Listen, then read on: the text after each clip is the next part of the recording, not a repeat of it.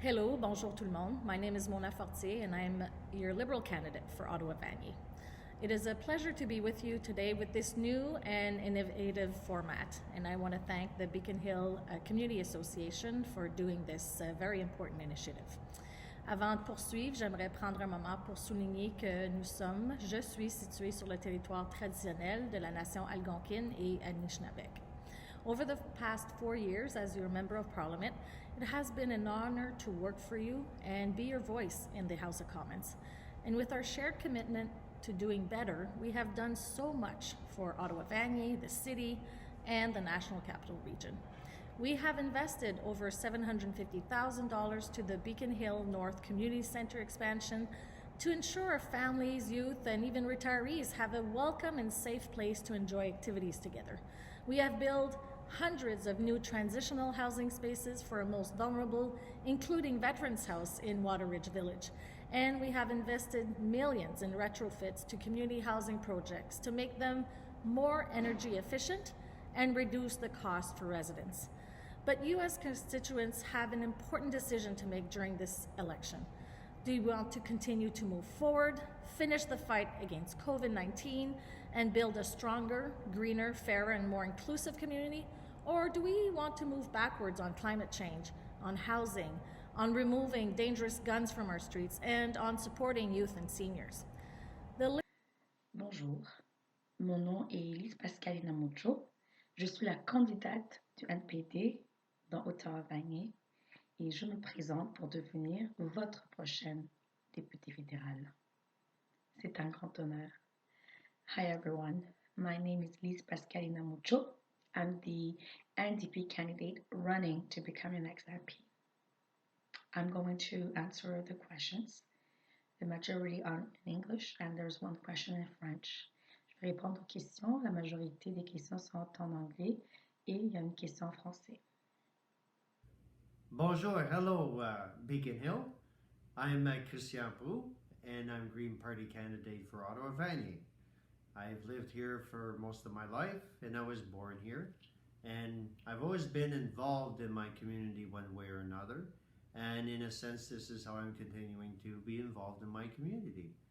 I am a father of 3, and I've done activities throughout, so that's why I've always been involved.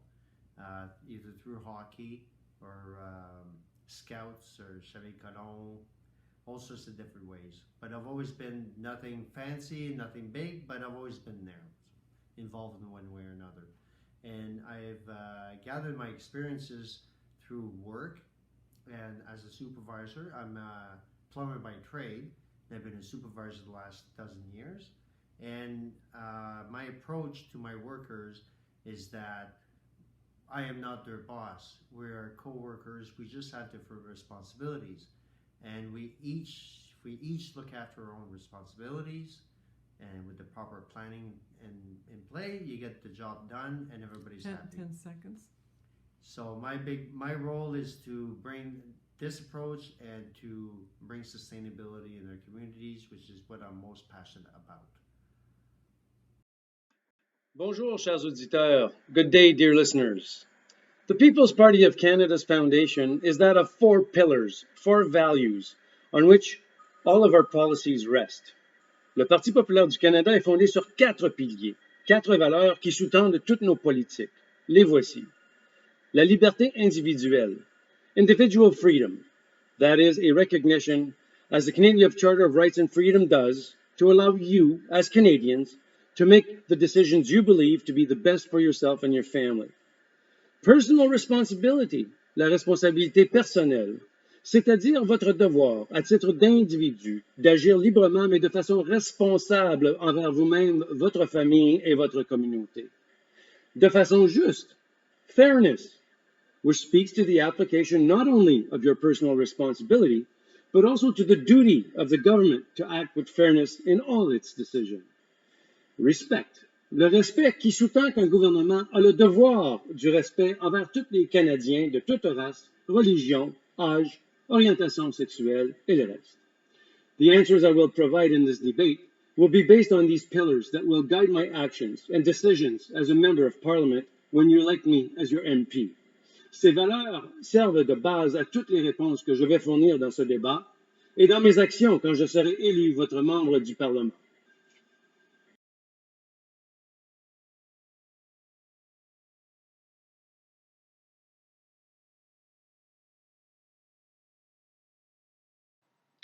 The residents of Ottawa Valley see the consequences of 90 years of liberal inaction on affordable housing, when 45% of Valley South residents live in unaffordable housing, when tent encampments are sprouting up all over the riding.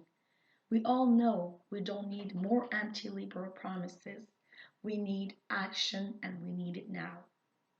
The NDP has a plan to build 250,000 affordable housing units in the next 5 years and implement immediate relief for communities like Ottawa Vanier, where people can no longer afford to house themselves and have to leave Ottawa Vanier to go rent cheaper units in Canada, for example.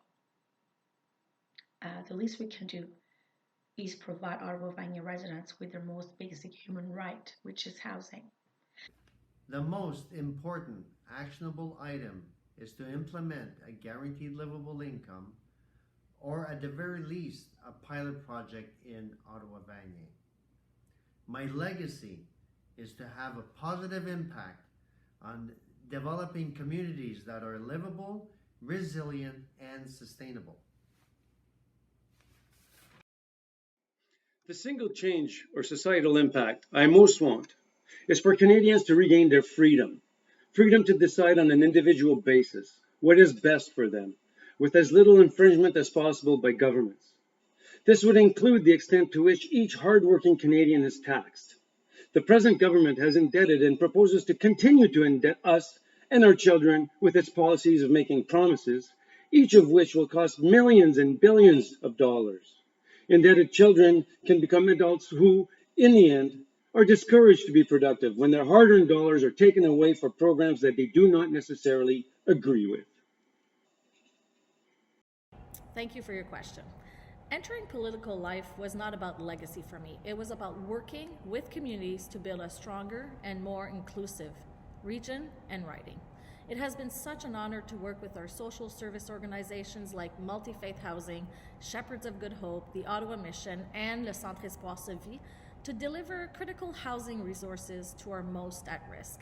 And I'm also especially proud of the work I have done with our local councillors to deliver infrastructure projects here in Ottawa Vanier, like recently investing $750,000 for the Beacon Hill North Community Centre expansion, nearly $1 million for the Byward Market revitalization project, and delivering on LRT and supporting the refurbishment of River House at the New Edinburgh Rowing Club. That will be a key educational and economic driver for the club. If re-elected, I will continue to bring funding for more local projects, like expanding our multi-use pathways.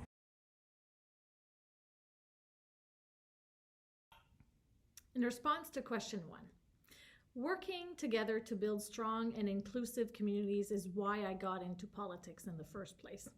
Ottawa Vanier's diversity is its strength, but that doesn't mean we cannot do more. I am driven to bring support to our arts and culture, our seniors, and our families, and make our community more livable. I am proud of what we have accomplished together and hope to keep working hard for you, the constituents of Ottawa Vanier.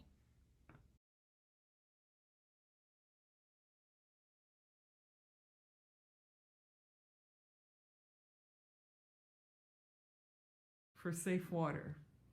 A green government will end all boil advisory and all issues with drinking water on everywhere across the country, and will invest in the critical infrastructure needed to get this up and running. And this needs to be done with the consultation of the individual members of every community that we have across Canada. It has to be led by a process that Indigenous led to implement the safe and drinking water and wastewater management also. Indeed, the Auditor General of Canada found that Canada, or let's be more precise, the Liberal government of late, was not doing enough to ensure that clean water is available to all Indigenous communities. True to its values, the PPC will address this issue by first finding out why this is the situation. One cannot find a solution without identifying its underlying causes. We are aware that at this time, many Indigenous communities are provided with bottled water that is delivered by transport trucks. This helps with the provision of safe and clean water, but it has a terrible environmental impact, not to mention its cost on Canadian taxpayers. It is my experience that the waters that flow in many northern communities is almost pristine and would be made potable relatively easily and at low cost.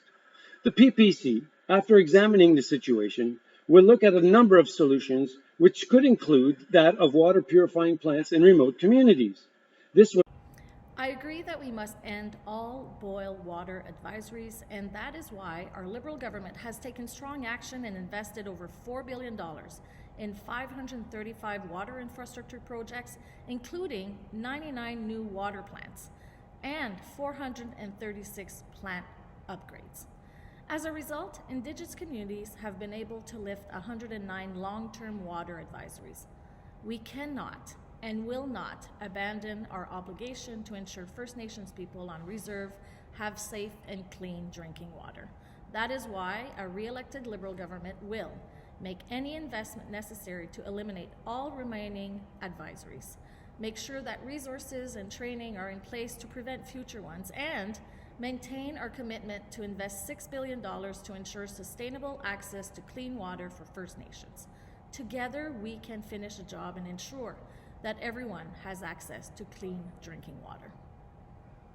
6 years ago, Justin Trudeau looked Canadians square in the eyes and told them he will end drinking water advisories in Indigenous communities. He has undeniably failed and broken that promise, like the electoral reform promise and many more promises. Reconciliation resides on trust and action. He has harmed the Crown's efforts in both of those regards. Our platform calls for the required investment. Surely, if our mining companies can extract resources from some of the most remote areas in the world, we can ensure that no Indigenous communities continue to have to worry about whether they're drinking water that is safe.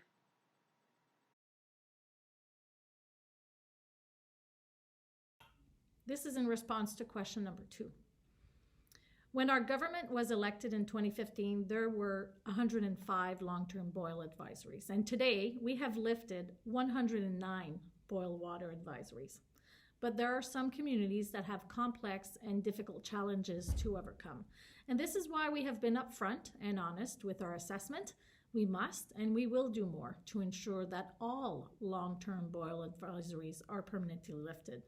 Let me first remind you and remind the Liberal candidate that her government is spending millions of dollars fighting First Nations kids, survivors of residential schools, in court over their compensation. It should be doubled, not fought over. And in 2021, the Liberal government promised to end the drinking water advisories on all First Nations reserves by March 2021. And now, guess what? They're saying it won't happen until 2026.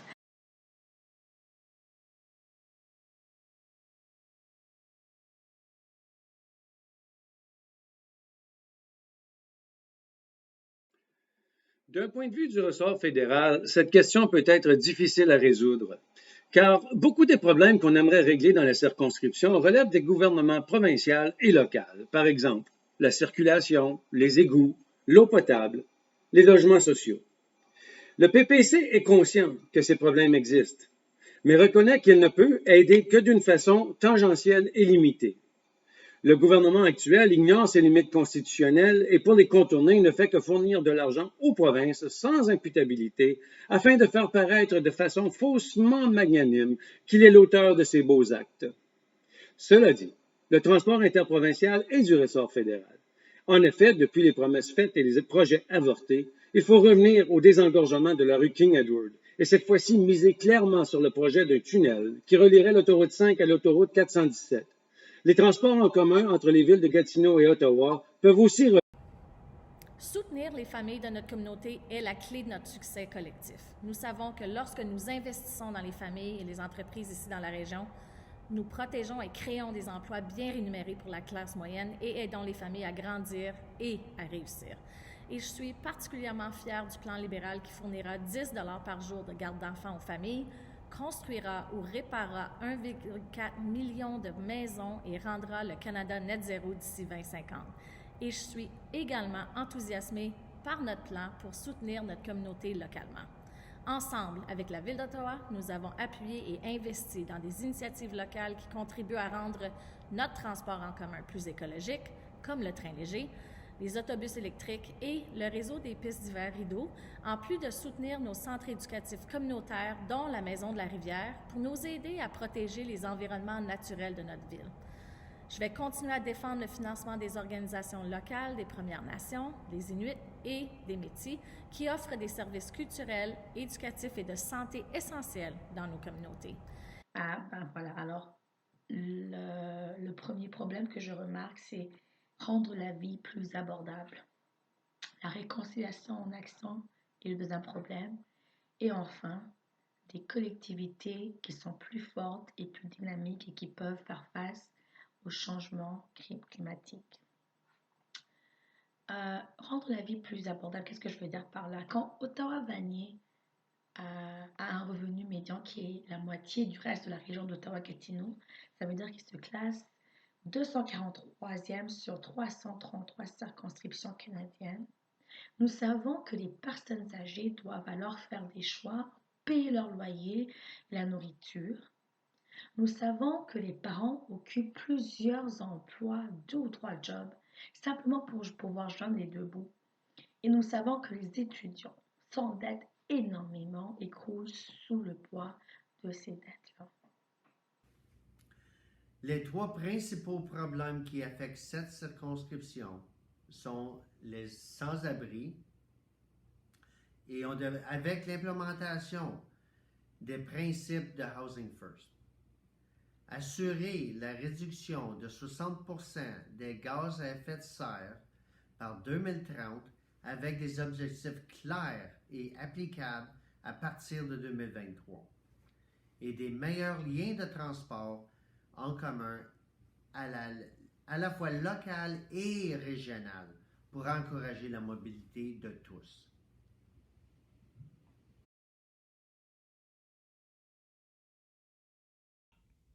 En réponse à la question numéro 3, nos communautés, comme toutes les communautés, sont confrontées à des défis et à des circonstances difficiles. Et c'est en travaillant ensemble que nous allons les résoudre. Je suis fière du travail que nous avons accompli depuis 2017 et c'est pourquoi je vous demande votre confiance pour continuer à travailler ensemble, car il reste encore des enjeux à résoudre et à mettre en action. Cela fait près de 25 ans que les libéraux promettent le 10 $ par jour pour les services de garderie. And words are not enough. Actions matter, you know? Actions speak louder than words. It's all I'm about. I look at actions and they don't really, they disconnect with the promises and the speeches that you give.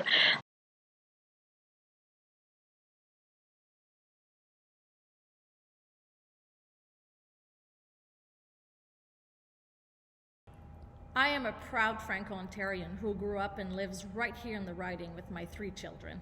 I was first elected as the first ever female member of Parliament for Ottawa-Vanier in 2017, and since then, I have worked hard to deliver for Ottawa-Vanier, including expanding LRT, increasing the number of affordable housing units in our community, and giving youth on-the-job work experience through the Canada Summer Jobs Program.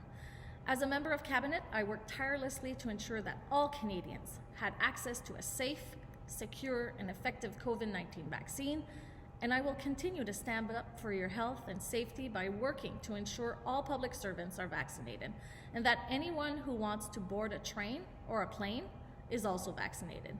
We must finish the fight against COVID-19 and keep our neighbors and families safe. Well, I've been a dynamic member of the community, giving the best of me and doing what I can with the little that I have.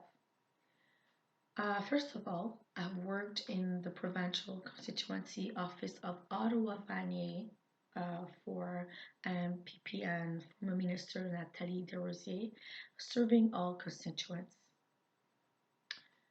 I've helped Montfort Renaissance, Montfort Renaissance en français, to reach out to vulnerable members of community who needed a helping hand during COVID-19. There were really hard times when Montfort Renaissance was delivering food boxes to seniors, persons living with disabilities, and persons living alone, single families.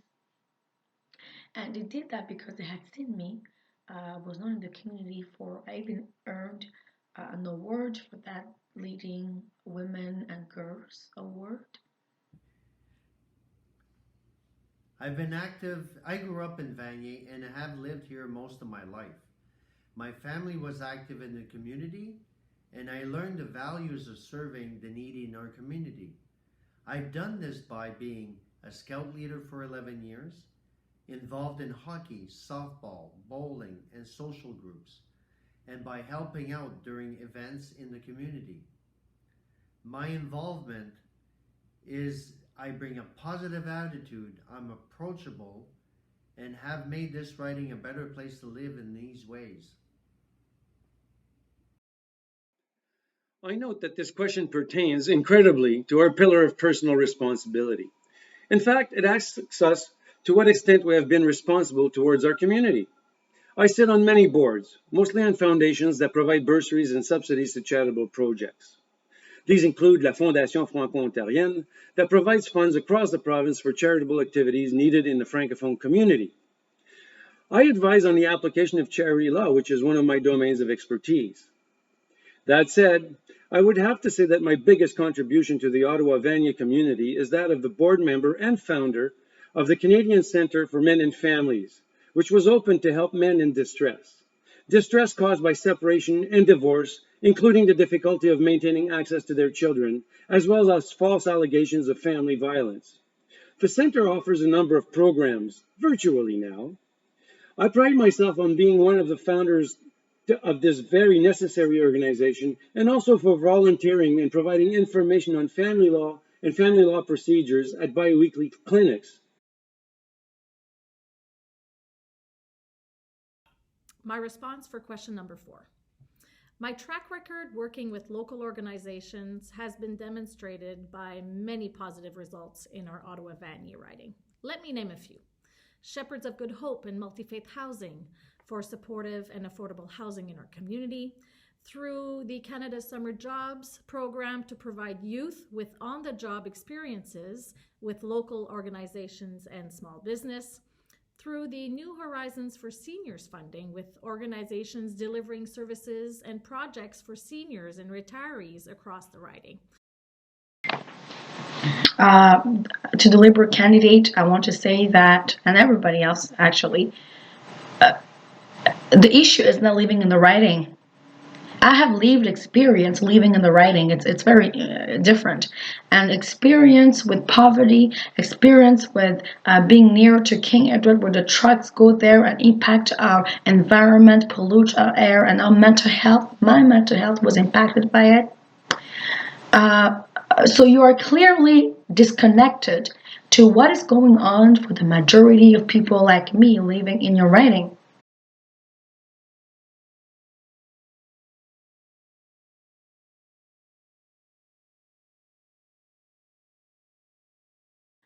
Well, my position on electoral reform and what I will and my party do to improve voter representation, well, it's very simple. The NDP position on electoral reform is the same as it has always been. Every vote should count. It's why proportional representation is the system we believe will foster greater participation in our democracy. And like many liberal voters in 2015, because I'm a former liberal, I voted liberal until I grew tired of the anti-broken promises. Well, I believed Justin Trudeau when he raised everyone's hopes and promised electoral reform to Canadians before another election. He immediately broke that promise because he felt he was popular enough to not have to follow through on it. I'm ready for better with the NDP. I found better. We need to renew our democracy. Too many people feel like their votes won't make a difference, and that corporations and the wealthy have all the run things. This affects our trust. I support proportional representation, and I will push for a citizens' assembly on democratic renewal as soon as possible with a diverse group of regular citizens that provide recommendations on modernizing Canada's electoral system, the minimum voting age to 16, and introduce online voting. I would restore the per vote subsidy and reduce personal donation limits that would ensure that every citizen has an equal voice in politics. I am a realist insofar as the first past the post system. As Mr. Trudeau and his Liberal Party has shown, once a party is in power, it is difficult, say impossible, for that party to abandon a system that pretty well guarantees its election and re-election. While I recognize that an electoral reform would be beneficial to improve voter representation, this is not, at this point, a PPC priority. The PPC priorities at this time is to return to a society where individual freedoms are respected, where Canadians can choose whether or not they want to follow experimental health treatments, which they are free to choose and not be mandated, forced by either governments or their neighbors. The PPC also seeks a return to fiscal responsibility as opposed to endless spending that is compromising our children's ability to live a decent life without the added crippling effect of higher taxes. Only once these and other most important priorities are addressed, we can begin to consider electoral reform. Thank you for this question. During consultations on electoral reform, a clear preference for new electoral system, let alone a consensus, did not emerge from Canadians. Canadians deserve a strong and healthy democracy, and the Liberal government has been focused on strengthening our democratic institutions to better serve us all. As well, we have focused on ensuring the openness and fairness of Canada's public institutions. We passed Bill C-76 to overhaul the Canada Elections Act and to take steps to make our elections more accessible, more secure, and more transparent. This law also reverses the changes to the Elections Act that the Conservatives put in place, which impeded Canadians' ability to vote. We believe that our democracy is stronger when more Canadians are able to participate.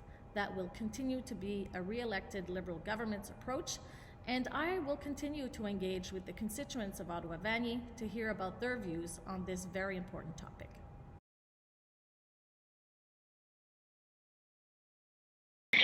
The Liberals will not have to fear monger about the Conservatives if they had kept their promise on electoral reform.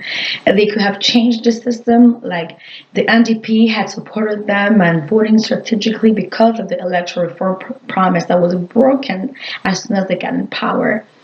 If they could change the system to ensure that every vote counts. That's what the NDP want to do. Make sure that every vote counts as soon as we get in government. My response to question number 5. Our democracy is too important to put at risk.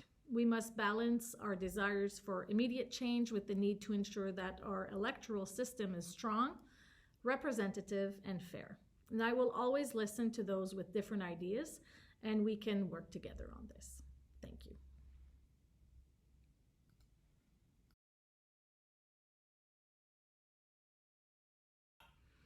As for closing remarks, I want to thank you all very much for tuning in to this innovative and fun debate. Thank you to the Beacon Hill Community Association for organizing and distributing this video as well. Et je tiens également à vous remercier de m'avoir fait confiance en tant que votre représentante au cours des 4 dernières années.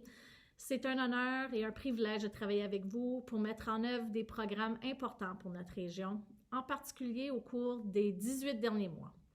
Lorsque nous nous sommes tous regroupés pour assurer la sécurité et la santé de notre communauté. Nous devons terminer la lutte contre la COVID-19 et je vous encourage à vous faire vacciner. Vaccines are our best chances to put the pandemic behind us and get back to normal. Others here this evening have spread misinformation on vaccines and masks, and it deeply concerns me that anyone standing up for public office would not be united in our efforts to keep Canadians safe and healthy. I have a question for the PPC candidate, Jean-Jacques Desgranges. J'espère que j'ai bien prononcé votre nom. Vous avez retweeté, you retweeted a tweet that was a very anti-woman. If I can say that, as a feminist, I was very offended. And I would love to ask you if you still think that women, we love to present ourselves as sex objects because it is, I quote, our nature and cannot be helped. I love to hear, I love to flag that. And also, you liked a post that is very racist. You liked a tweet thread started by Andy Go, a right-wing nationalist who is associated with the Proud Boys, a domestic terrorist group.